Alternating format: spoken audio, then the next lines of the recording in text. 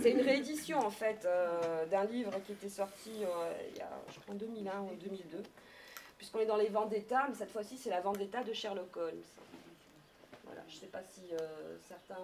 Certains l'ont lu, la Vendetta de Sherlock Holmes. L'ont lu. C'est de Ugo Pandolfi. Voilà, alors en fait, là aussi c'est quelque chose d'extraordinaire, vous allez aimer, parce qu'en fait c'est...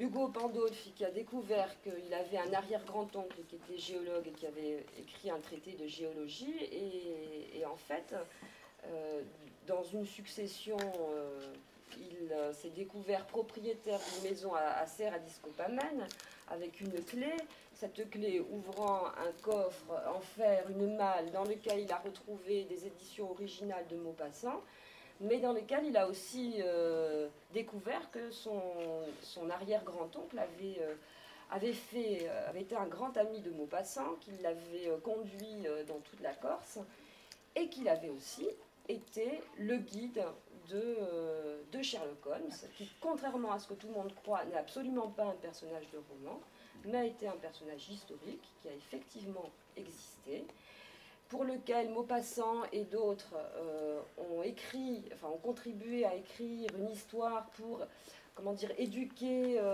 les lecteurs sur la notion de bien et de mal, mais Sherlock Holmes a existé, et c'est en Corse qu'il a mené son dernier combat contre la fameuse école du crime de Sartène, et dans laquelle il a mené une ultime bataille contre Moriarty.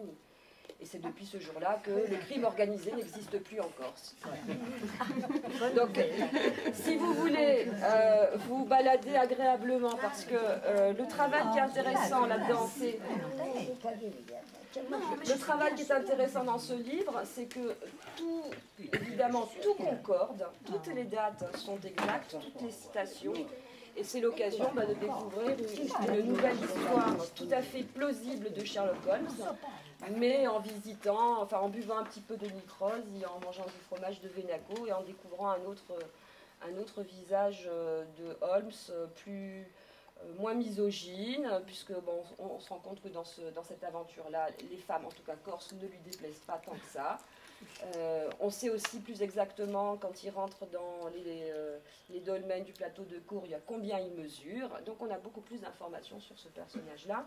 Et cette édition est intéressante parce que il y a des dessins de Jean-Pierre Cagnat, qui est un des 3 ou 4 dessinateurs du monde. Et voilà, c'est une autre façon de redécouvrir cette histoire qui déjà, sans les dessins, était super savoureuse, mais qui a en plus une touche pour justement un prix qui n'est pas le prix d'un grand format, un 14,50 €. C'est formidable.